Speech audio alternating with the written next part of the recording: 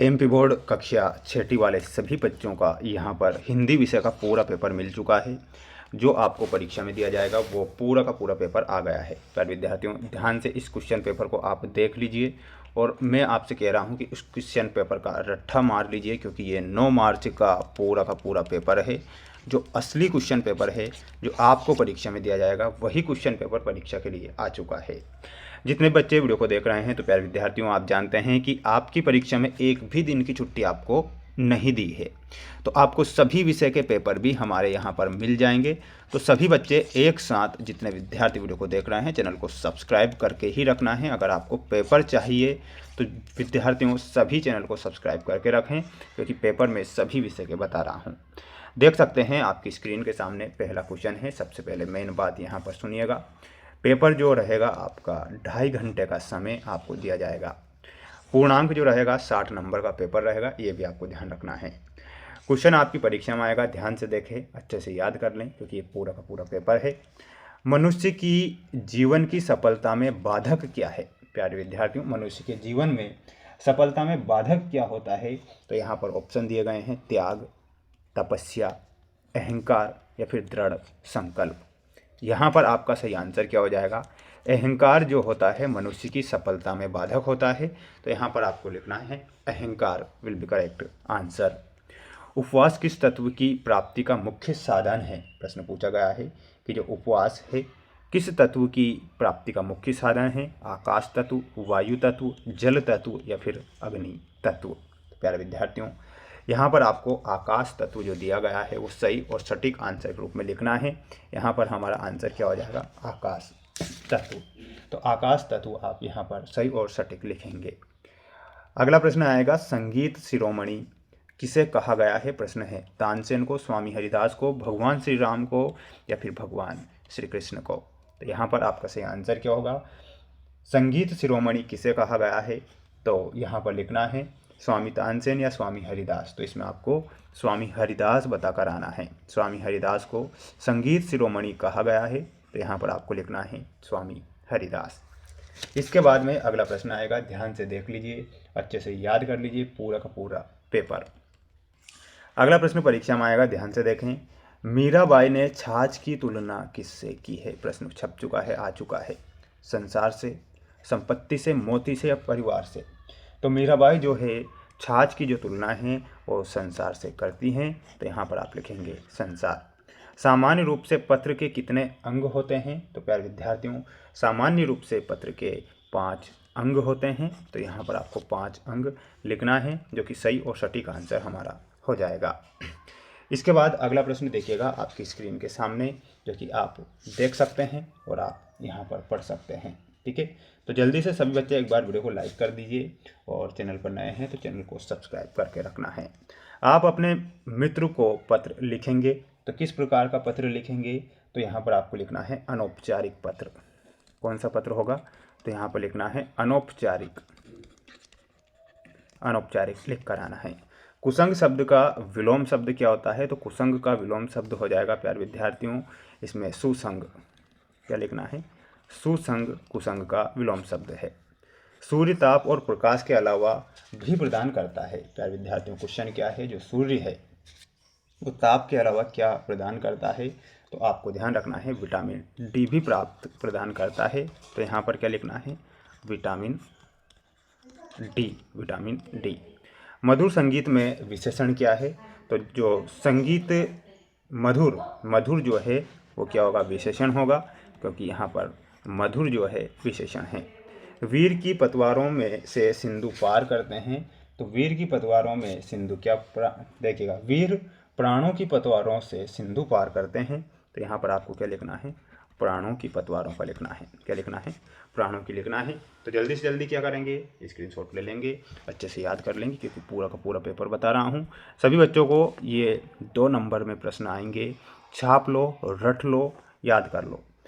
Question है, आप वीरों के कौन से 2 गुण अपनाना चाहेंगे? तो प्यारे विद्यार्थियों, हम वीरों के धैर्य एवं साहस के गुण अपनाना चाहेंगे। तो यहाँ पर आपको क्या लिखना है?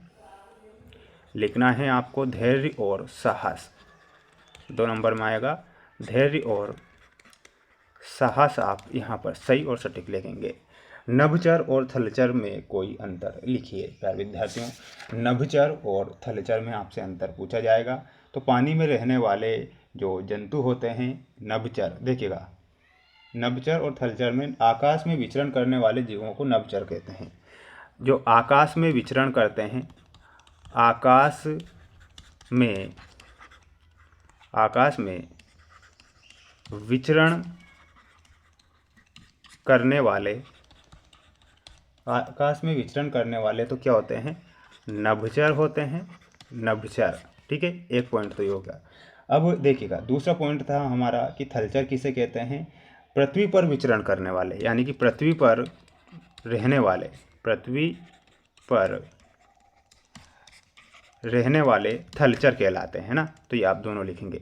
मेघ मल्हार किसे कहते हैं, देखिएगा इन सभी का आंसर बता रहा हूँ, स्क्रीनशॉट ले लेना है आपको, है ना। देखिएगा 11वां क्वेश्चन था हमारा कि आप वीरों के कौन से 2 गुण अपनाना चाहेंगे। वीर साहसी और देश प्रेमी होते हैं, तो ये आपको लिखना है। इसके बाद देखिएगा नभचर और थलचर में कोई अंतर। नभचर आकाश में उड़ते हैं जबकि थलचर जमीन पर चलते हैं। तो इतना आपको लिखना है। कितना लिखना है, बिल्कुल इतना सा लिखना है। नभचर आकाश में उड़ते हैं जबकि थलचर जमीन पर रहते हैं। मेघ मल्हार किसे कहते हैं, ये हमारा 13वां क्वेश्चन था। मेघ मल्हार एक ऐसा राग है जिसे गाने से वर्षा होती है। तो ये आप लिखेंगे। मीराबाई को किस बात की चिंता नहीं है, तो मीराबाई को लोक लाज की कोई चिंता नहीं है। तो स्क्रीनशॉट ले लो 13वें का और 14वें का। इसके बाद बढ़ेंगे अगले क्वेश्चन की ओर। मैं आपको सारे आंसर बताऊंगा, बिल्कुल टेंशन नहीं लेना है।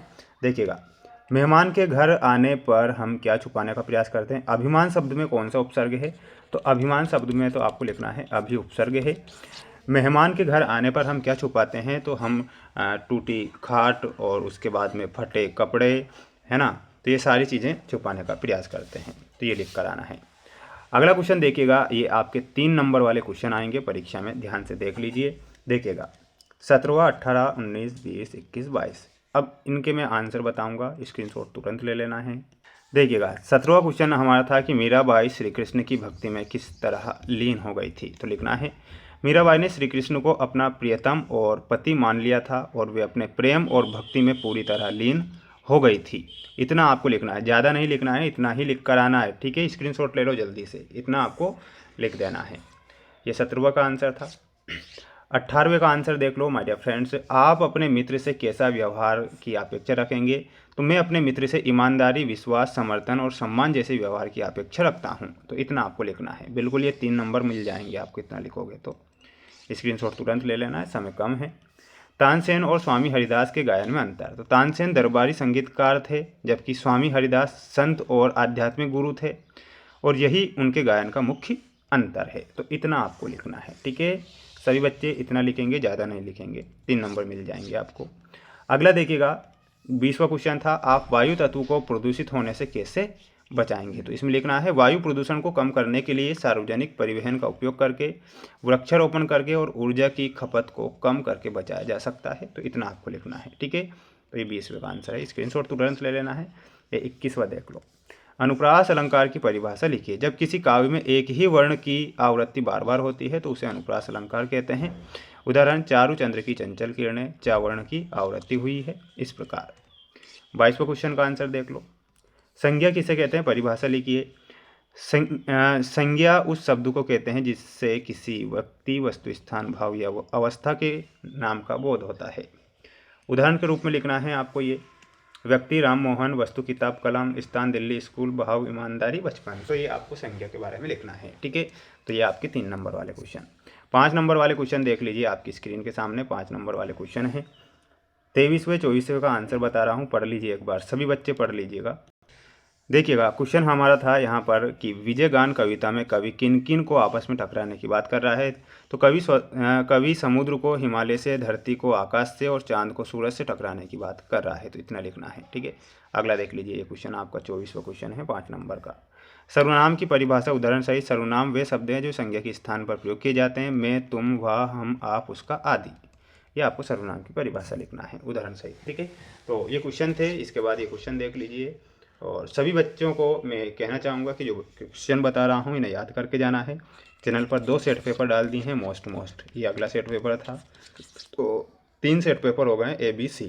तो तीनों सेट पेपर देखना है ना। और ये सारे के सारे सेट पेपर जो हैं मोस्ट इम्पोर्टेंट है, इन्हें याद जरूर करें।